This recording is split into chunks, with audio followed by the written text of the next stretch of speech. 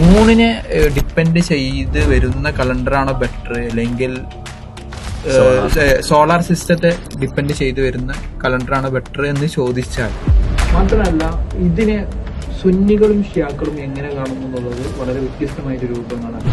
മുസ്ലിംസിനെ സംബന്ധിച്ച് മുസ്ലിങ്ങളെ കലണ്ടറുകൾ തിരുത്തലുകൾ വരുത്തിക്കാണ്ട് പല രൂപത്തിൽ ഉപയോഗിക്കുന്നുണ്ട് എന്നുള്ളതൊരു കാര്യമാണ്. ഇസ്ലാമിക കലണ്ടറിലെ ആദ്യത്തെ മാസമായിട്ട് ഈ മുഹറം മാസം തെരഞ്ഞെടുക്കാൻ എന്താണ് കാരണം? ഷിയാക്കൾക്കും സുന്നികൾക്കും ട്രഡീഷണൽ സുന്നികൾക്കും വളരെ പ്രിയപ്പെട്ടതായിട്ട് കാണുന്ന ഒരു മാസം കൂടിയാണ്. കാരണം യൂനിസ് നബി അലൈഹി ഇസ്ലാം മത്സ്യത്തിന്റെ ഉള്ളിൽ നിന്ന് പുറത്തു വന്ന ഒരു മാസമാണ്.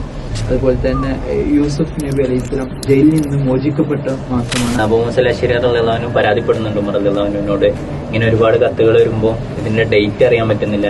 അപ്പോ ആ അടിസ്ഥാനത്തിലാണ് പിന്നീട് ഉമർ റളിയല്ലാഹു അൻഹു ഇതിലേക്ക് വന്നതെന്ന് തോന്നുന്നു. മുഹറമുൽ ഹറാം എന്നാണ് സാധാരണ പറയാം.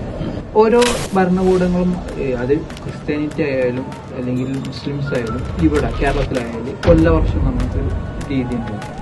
പ്രധാനമായിട്ട് ഉമർ റളിയല്ലാഹു അൻഹു എന്തായിരിക്കും ഈ ഒരു ഹിജ്റയെ തന്നെ തെരഞ്ഞെടുക്കാൻ കാരണമായിട്ടുള്ളത്?